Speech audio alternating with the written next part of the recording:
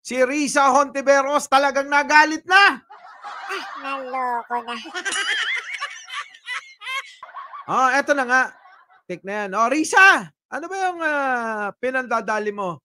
Pasok! Our beloved, Boss Mike Cervera.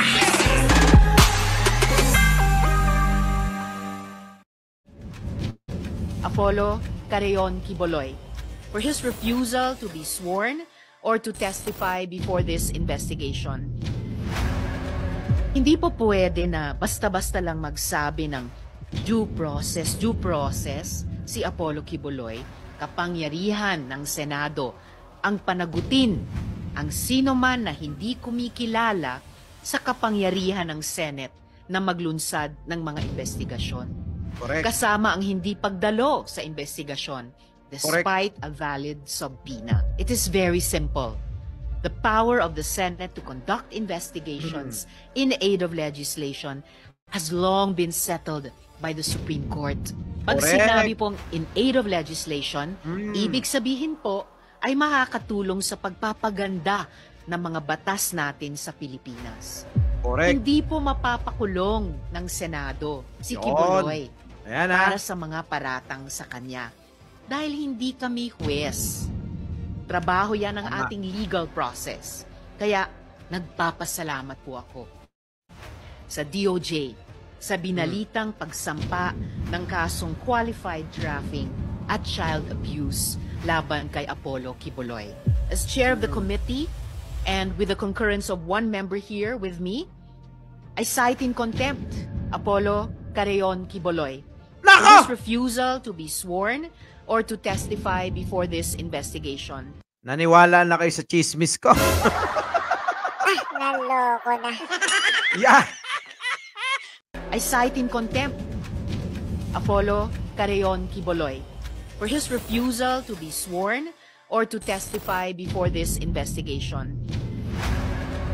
Hindi po pwede na basta-basta lang magsabi ng due process. Correct! Due process ka ng due process eh. Kasi alam nyo, sinasabi nila, bakit kami a-attend dyan? Bakit kami pupunta dyan? May korte naman, di ba? Laging sinasabing ganun eh, di ba?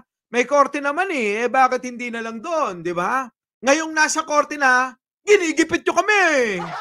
So alam nyo mga boss, hindi na natin alam kung ano yung gusto talaga nila. Natataranta na sila eh. Hindi na nila alam kung ano yung mga nila, yung mga gustong gawin.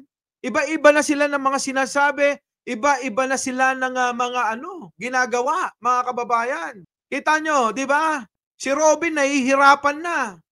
Meron pa silang medyo nabudol. Sino? Si JB Ercito, buti na lang 'Di ba? Bumaliktad agad nung malaman niya na teka muna. Mukhang mali yata yung napirmahan ko, hindi ko masyadong nabasa. Yan ang problema pag hindi nyo binabasa. Yan yung inaano nila na hindi kami pupunta diyan sa ginagawa mo, Risa, mag-resign ka. Naloko na. 'Di ba? Yan yung lagi nila sinasabi. Ayun, yun din yung sinisigaw nila nung una dyan sa Liwasang Bonifacio. Ngayon, mga kababayan, nasa korte na. Di ba? Nasa korte na. Ngayon, kita nyo, nag-meeting sila sa Davao ngayon. Ano kaya pinaplano nila?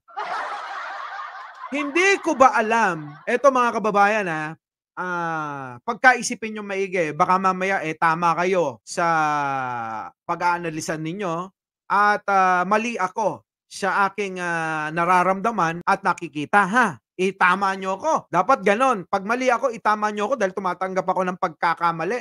Naloko na. Diba? Hindi ako tulad ni Tulpo, ha? Naloko na. Mga kababayan, itama nyo ako pag mali, Si Quiboloy, nagkaroon ng kaso sa Amerika ng panahon ni Digong. Bakit yung kaso ni Quiboloy sa Amerika ay panahon pa ni Digong at ngayon nasasadlak si Digong sa ganyang kalagayan na wala namang kasalanan si Pangulong Bongbong Marcos? Yaan ay kasalanan ni Quiboloy mismo. Ngayon, bakit sila nagkakaganyan? Bakit masyado nilang pinoprotektahan si Kibuloy. Bakit si Digong sobrang protektado niya si Kibuloy? Napansin nyo ba? Ako kasi nagtataka eh. 'Di ba? Halos lahat ng mga kaalyado nila ay talagang nakadikit dun. Kahit na mali na, abay pilit pa rin nilang tinatama. Ito namang mga vlogger niya, abay lintik. Alam na nilang may kaso sa Amerika, hindi dito sa Pilipinas. Ano, gawa-gawa ng Amerika yon? Gawa ni Bongbong yon? Eh wala pa si Bongbong nung panahon na yon. Hindi kaya ang may gawa noon talaga, si Digong? Naisip nyo ba yon na baka mamaya gawa ni Digong yon na hindi na, nako, ayoko mag-isip. Ayoko mag-isip ng masama. Naloko na. Oo. Ayoko mag-isip ng masama na baka mamaya si Digong din. Si Digong din ang may kagagawan noon. Kung presidente si Digong noon at wala siyang nagawa doon sa kaso niya sa Amerika, si Kibuloy ang tinutukoy ko ha, at Pangulo, si Pangulong, dating Pangulong Duterte noon. Kung wala siyang nagawa noon, ano pa ang magagawa ng kasalukuyang Pangulo? So, ibig bang sabihin, yung ginagawa nilang yan, ay para ano? Para isisi siya Pangulong Bongbong Marcos na wala siyang nagawa para tulungan si Kibuloy?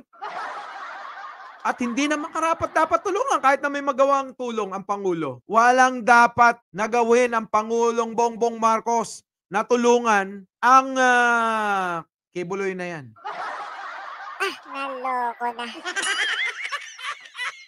Bakit ngayon, itong si Digong ay biglang siya na at bigla na siyang ang tagapamahala ng pangkalahatan na ari-arian ni Kibuloy?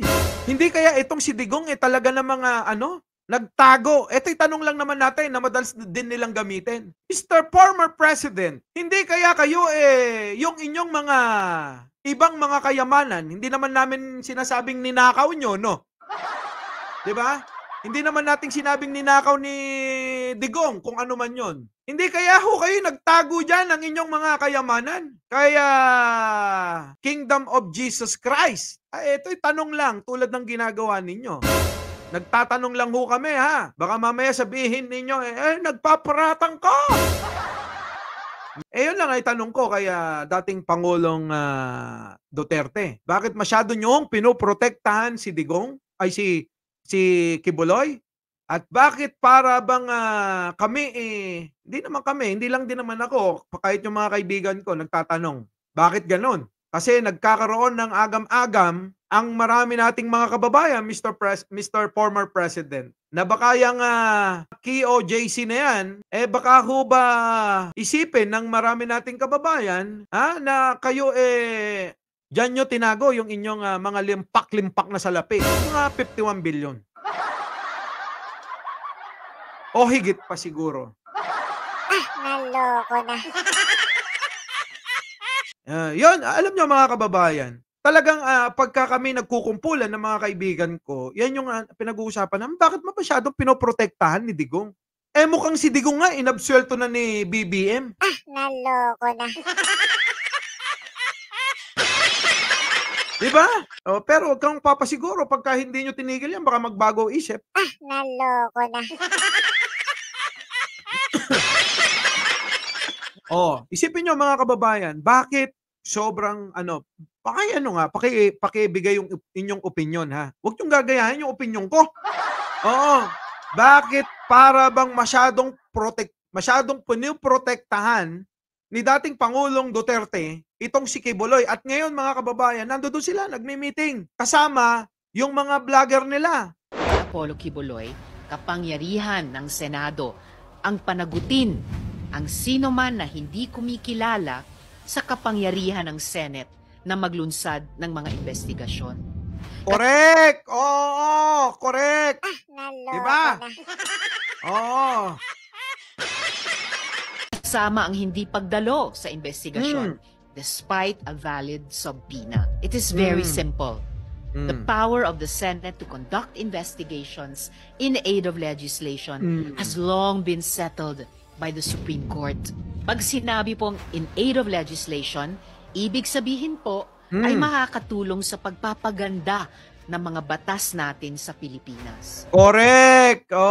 Di ba? Kaya ka nga iimbestigahan eh. Baka mamaya maging halimbawa, magandang halimbawa, o may matutunan ang mga mambabatas diyan para maiaayos kung merong mga pagkukulang o sumosobra diyan sa mga batas na kinakaharap na ibinibintang sa'yo. 'Di ba? Baka pwedeng ayusin para makatulong nga naman, 'di ba? Kaso hindi naman yun na Boss Mike yung ano eh, balita eh. Ano yung balita?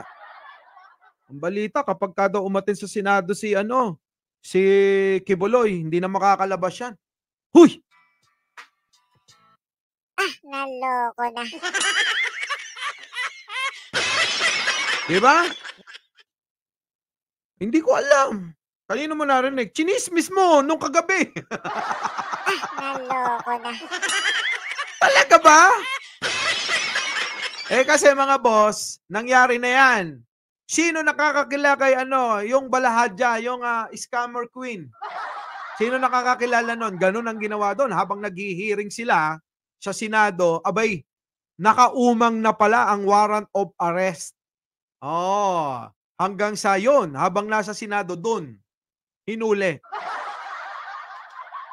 Oh, ngayon, mga kababayan, di ba? Oh, naka-ready na nga. Oh, inunseal na. Oh, inunseal na ng ano ng Amerika yung warrant of arrest ni Digong. Ay ni Digong tuloy. Ni Kibuloy. So ibig sabihin, pwede na siyang hulihin ng Interpol. Sa lahat ng bansa na may Interpol, pwede nang hulihin 'to. Kahit yung mga taga-ibang bansa pwedeng pumunta rito para hulihin 'yan. Kahit saang bansa na basta may Interpol, pwede nang pumunta rito para hulihin yan. Hindi po mapapakulong ng Senado si Kibuloy para sa mga parada. Tama! Tama, hindi naman talaga maipapakulong eh. Pwede nilang i-hold dyan sa may Senado. Diba? Hindi naman talaga nila maipapakulong yan. Pero pwede nila i-contempt yan doon hanggat hindi siya nagsasalita doon, hindi nila palalabasin yan. At saka may duration naman yun eh. Oh, ngayon, ang problema, yung duration na yun, baka pumasok doon yung mga warrant. Galing ng Amerika at galing sa DOJ. Naloko na. Yun. Yun ang kinakatakot nila. So wala naman talaga itong Senado, kundi ito'y kanilang katungkulan at ginagampanan lang nila yung tungkulin nila na naaayon sa saligang batas. Wala naman silang nilalabag dyan, kundi sinusunod lang din naman nila yung proseso patungkol sa ginagawa nilang hearing. So anong problema ni Kibuloy? Bakit hindi umaattend? Kasi natatakot. Natatakot na baka hindi na siya palabasin ng Senado at doon mahawla na siya. Naloko na. Hindi po mapapakulong ng Senado si Kibuloy para sa mga paratang sa kanya. Dahil hindi kami huwes. Trabaho yan ng ating legal process. Kaya nagpapasalamat po ako sa DOJ sa binalitang pagsampa ng kasong qualified drafting. Hala! Yan ang sinasabi ko, chismis! O, di ba? Tama ako sa chismis ko. Naloko na. Wala na, sinampahan na ng DOJ. Patay na. Ako, Kibuloy. Kaya itong mga tao mo talagang meeting na kayo dyan. Naloko na.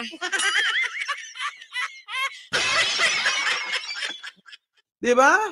Talagang meeting na sila. Naloko na. Yari na yan, mga kababayan. Kapag naisampa yan, pag mali kasi ito si minsan yung mga abogado ni Kibuloy mukhang natataranta rin eh. Oo, baka naman sinasadya na rin nila na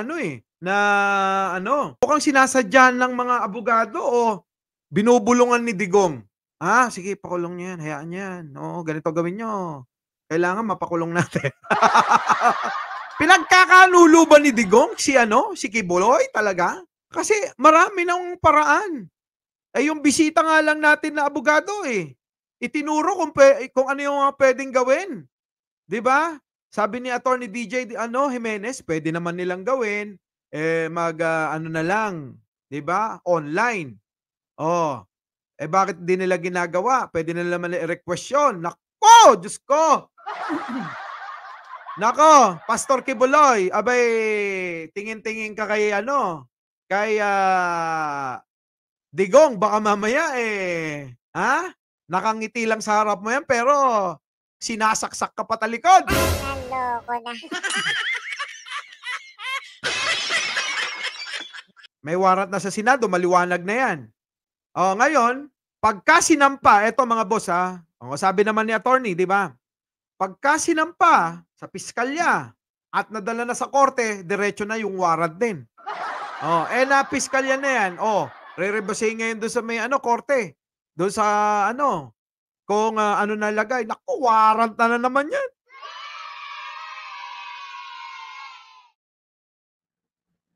Our beloved Boss Mike